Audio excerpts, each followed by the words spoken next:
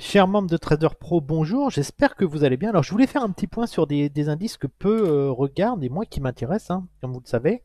Euh, c'est l'indice, les indices en Amérique du Sud. Hmm. Alors j'avais recommandé de vendre l'indice brésilien fin d'année 2021 et ça se passe bien, ça a bien baissé, hein. Alors ce qui m'intéresse moi surtout sur l'indice brésilien, c'est bien sûr, là, on a un taux d'inflation qui est très important. Donc ça, c'est pas du tout bon, surtout que la dette du par rapport public au PIB augmente. Bref, on n'est pas dans une économie qui va s'améliorer. On voit que les taux d'intérêt, les derniers taux précédents étaient à 12,75, là ils sont à 13,25 avec une inflation qui reste très élevée. Donc je pense que l'indice brésilien devrait corriger. On va tout de suite aller voir ça. Alors, comme vous le savez, moi j'étais vendeur. On est dans une tendance baissière, hein, sur l'indice. On est dans ce mouvement-là.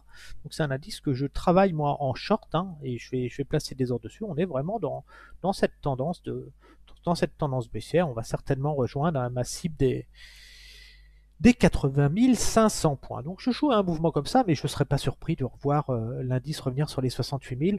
Donc on va rester agressif à la vente et les rebonds techniques seront des opportunités pour vendre.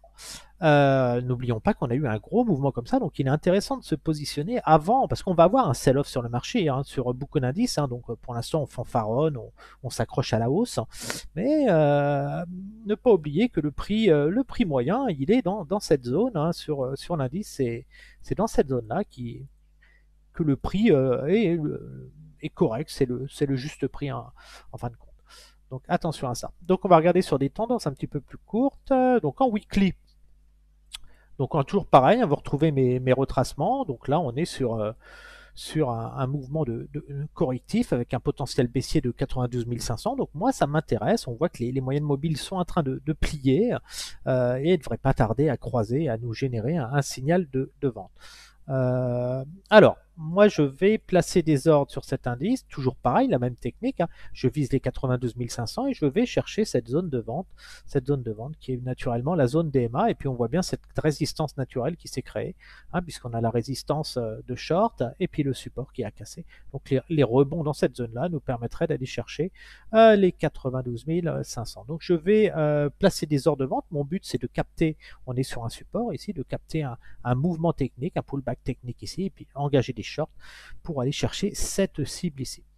Donc je vais déjà placer des ordres, ils seront touchés ou pas, je ne sais pas, mais moi ça m'intéresse, je vais placer du 0,2 en vente, petite puissance de frappe, hein, dessus, hop, ordre en attente d'exécution, voilà, je vais vendre ces niveaux-là, qui me servent aussi d'alerte, hein. Le jour où je vais être touché sur un ordre, je vais savoir qu'il va falloir que je fasse une analyse sur l'indice. Donc je vais me placer sur ce niveau-là, voilà, je vais miner quand même. Voilà, j'ai placé des ordres qui vont me servir dans là. Si on revient là, je serai exécuté, je serai alerté, et puis après, je pourrai revenir agressif à la vente pour aller chercher ces niveaux ici, hein, qui sont techniquement très intéressants. C'est le support qu'il faut cibler. Je passe déjà mes ordres au cas où qu'on aurait un sell-off rapide du marché.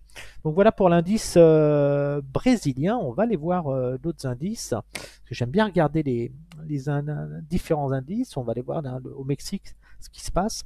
Des fois, on a des belles opportunités. Moi, je fume une cigarette en même temps.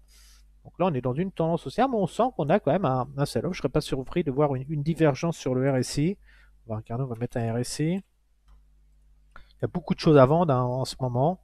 Ouais, voilà, le RSI, hein, on n'a pas forcément une grosse divergence, mais ça commence à être limite. Je pense pas qu'on va aller plus haut, mais je vais rester à l'écart puisqu'on n'a pas encore de gros signaux de vente. On commence à plier. À la rigueur, shorter un pullback technique ici pour aller chercher les plus bas, ce serait pas stupide. Enfin ouais, on commence à plier là. Moi, ça m'intéresse, hein, ça m'intéresse de vendre ça. C'est un indice qui a été quand même relativement résistant. Euh, je vais aller voir côté économie ce qui se passe sur le Brésil. On va regarder un petit peu les chiffres de ce pays. Le Brésil, le Mexique, je veux dire le Brésil, Mexique, où est-ce qu'il se cache ici? Qu'est-ce qu'on a au Mexique? Ce qui m'intéresse, c'est surtout les taux d'inflation. Bon, l'inflation a été relativement stable. Ok, d'accord. Oh, la balance commerciale, c'est pas bon. Compte courant non plus. Ok. Croissance du PIB, d'accord. La dette publique est, bon, est maîtrisée. Les impôts des sociétés sont assez élevés, hein. Budget du gouvernement, ok. La dette publique. Je pense qu'on peut jouer un. Je vais revenir en arrière. Je pense qu'on peut jouer un short sur les. Je vais quand même le placer celui-là parce qu'il est intéressant. J'ai envie de le placer. On voit bien les mouvements. On est dans une tendance baissière, donc moi je vais shorter ces niveaux-là. Je vais laisser traîner des ordres sur les MA. Quand même, ce sera toujours de l'argent gagné facilement. Si on revient là, c'est évident que j'aurai une correction derrière et que je ferai du gain. Il y a un moment. Alors, à un moment, il faudra savoir prendre les gains. Et puis, mais si on vient là, à un moment, je vais avoir une correction, c'est obligé. Donc là, c'est du gain assez facile à faire. Asie-Pacifique, ouais, Europe, j'aimais bien, j'ai shorté moi pas mal l'indice néerlandais qui avait bien rebondi, lui j'ai fait des gros shorts dessus, j'avais bien vendu, j'avais gagné beaucoup d'argent dessus. Alors il en est où, hein? Bon là il faut s'attendre à peut-être une reprise technique, on reste dans une tendance haussière, hein, mais il va plier aussi, on sent que c'est en train de plier, la MA est croisée, donc là c'est intéressant d'avoir un pullback technique, hein, pour shorter ce petit canal baissier. Voilà, on va vraiment, on se rapproche. On a rebondi sur cette zone, mais c'est vraiment un rebond technique, hein, qui ne devrait pas durer vu la récession qui se met en place. On va regarder sur les données daily. Voilà, si on revenait dans cette zone-là, on aurait des belles zones de vente. Je vais placer aussi des heures de vente, aussi des petites positions. Ce sera toujours des 30-40 euros de gagné. Ça m'intéresse aussi. Je vous montre vraiment, moi je mine plusieurs indices, hein, toujours. Et puis je prends des gains rapides quand je suis touché, mais je sais que si on revient là, ce sera un beau niveau de vente. Par contre, je ne vais pas acheter, je vais vendre vraiment cette zone, hein. Toujours pareil, hein.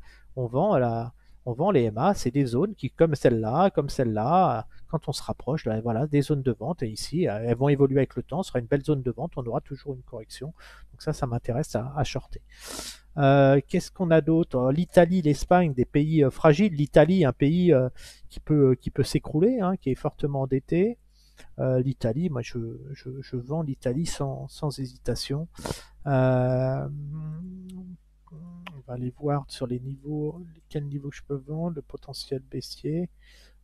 On va mettre nos retracements, hein, toujours pareil, hein. Apprenez à. Ça, c'est mécanique, hein, ça vous donne les supports d'achat et de vente, les niveaux sur lesquels l'indice rebondira. Donc, toujours la même technique. On a le potentiel baissier, hein, c'est les 20 173. Maintenant, il nous faut euh, le niveau intermédiaire, le niveau de short, hein. Là, vous ajustez bien vos niveaux. Le niveau de short ici, on va passer. Ça, c'est pour les shorts, hein. Les shorts, on vend les résistances. On achète les supports, on vend les résistances. Toujours en rouge, hein, sur mes graphiques. Voilà, impeccable. Donc là, on voit vraiment une résistance naturelle, hein, entre un support et une résistance. Ici, on a une grosse zone qui sera extrêmement difficile à passer. Donc ça, c'est une grosse zone de short, hein. On le voit, elle est crassée naturellement, là. Donc on va profiter des mouvements. Donc là on est typiquement dans un mouvement de ce type, hein, ici. Et puis voilà, on va faire des pullbacks. Et voilà. Donc si jamais il y avait un rebond comme ça, on va chercher à vendre, les pousser dans les MA.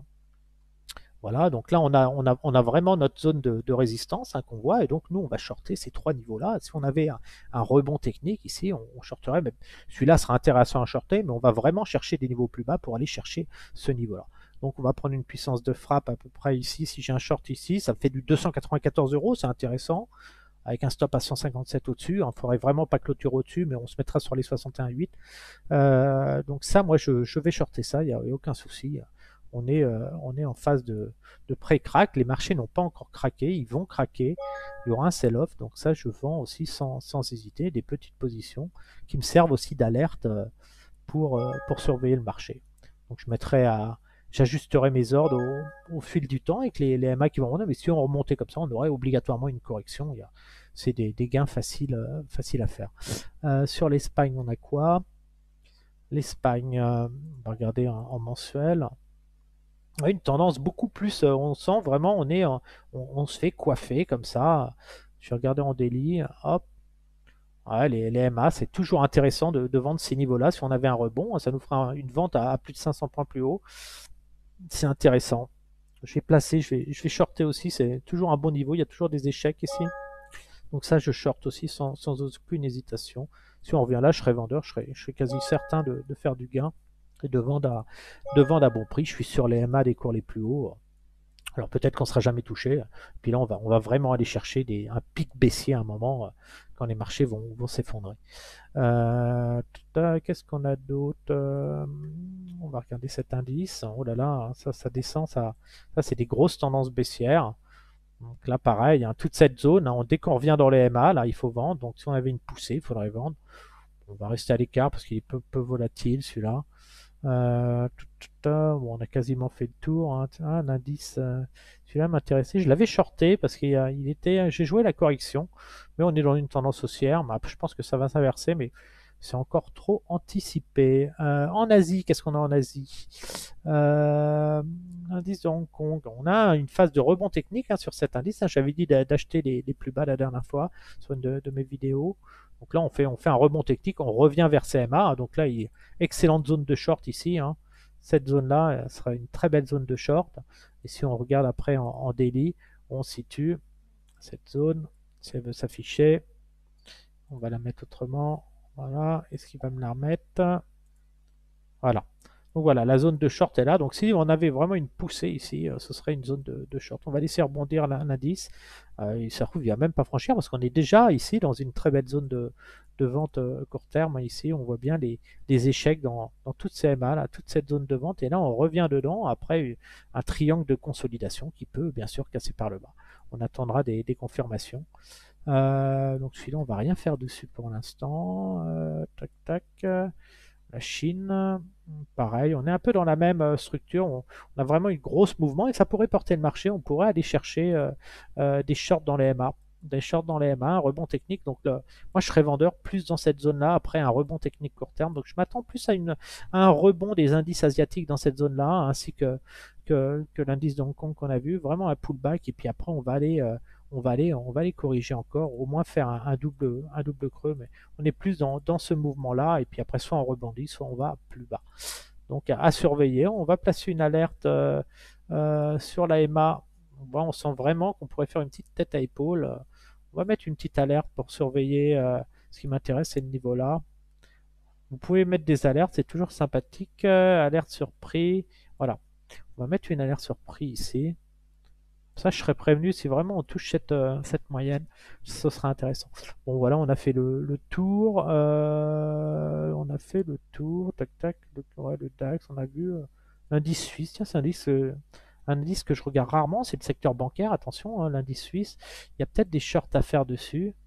Ils fanfaronnent depuis longtemps. On va regarder un petit peu le potentiel. Essayer peut-être faire des petits shorts. Il y aura toujours des petits gains à faire. Moi, je cherche pas des gros gains, hein, je cherche vraiment des 50, des 100 euros. Voilà. Ici, on va appliquer. Et là, on a la phase corrective. On va mettre notre retracement correctif ici, qui va nous donner nos niveaux. Où est-ce qu'on vend? On vend à bon prix sur des niveaux supérieurs. On vend quand ça monte et on achète quand ça baisse. Je me demande si le plus haut, ouais, c'est un petit peu pareil, de toute façon ça ne changera pas grand chose. On va aller voir en weekly. Weekly, on génère donc là, un rebond, là on va shorter. Hein. La prochaine cible, hein, c'est 9570. Je vais peut-être bien shorter celui-là parce que c'est le secteur bancaire. Et puis là, on est vraiment dans une théorie de dos, hein, le plus haut, les plus bas. Donc on a un rebond technique. On va venir échouer dans cette zone-là. Donc la très belle opportunité de shorter hein, entre les 38 et les 50%. Donc moi, je vais me positionner là et je vais aller chercher les 9570 points avec des petites positions. Si je prends du 0,2, un short ici, 0,2 ici, ça me fait un potentiel de 600 euros, c'est pas mal. Tac, tac, tac, je vais me positionner ici. Je vais placer des ordres. Voilà, vente limite. Ici.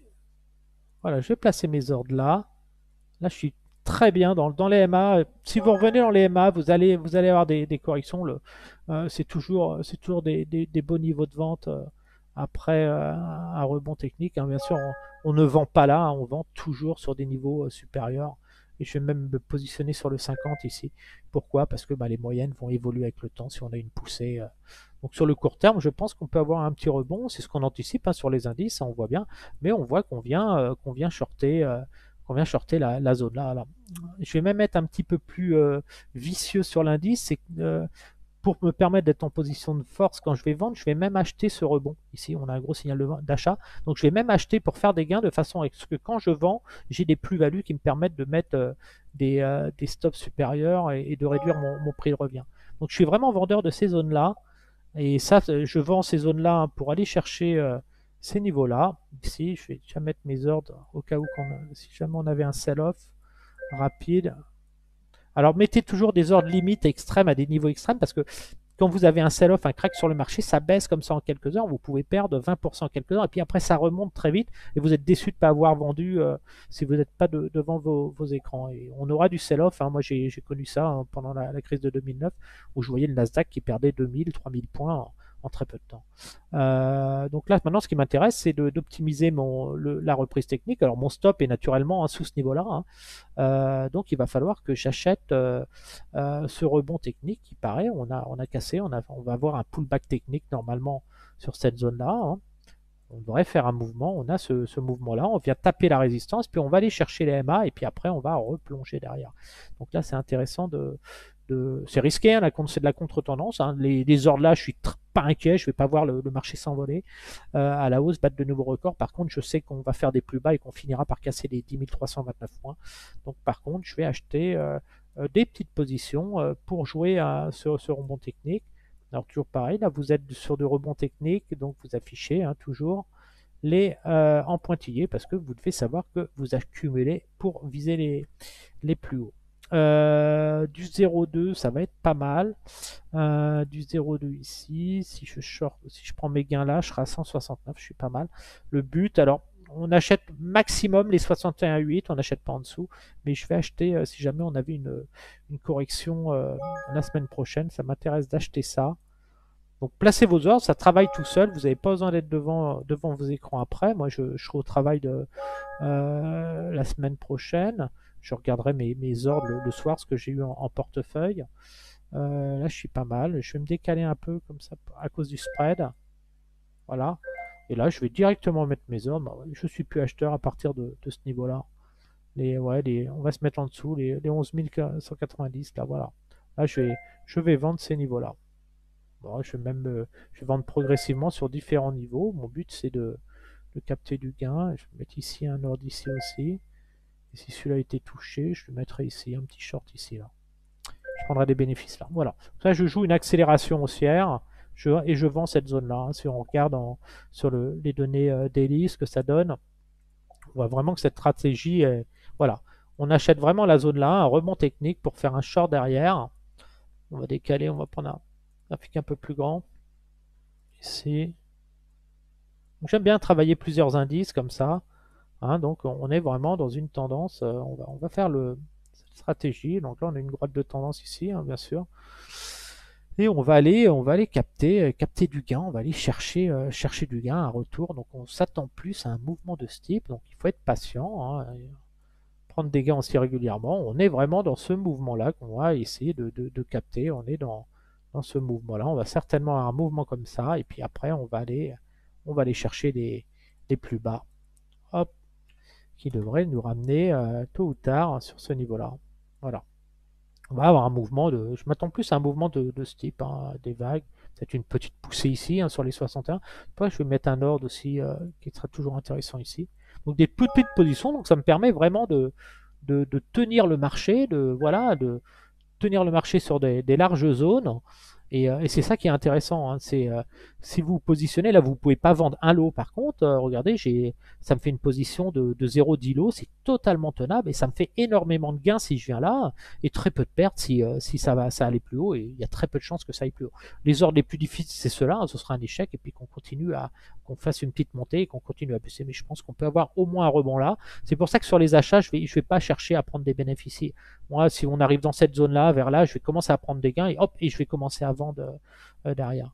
Voilà, donc celui-là, il m'intéresse. Le secteur bancaire devrait souffrir. Hein. Voilà le petit point sur quelques indices que j'avais pas fait. Sur ce, je vous souhaite une agréable journée et je vous dis à demain.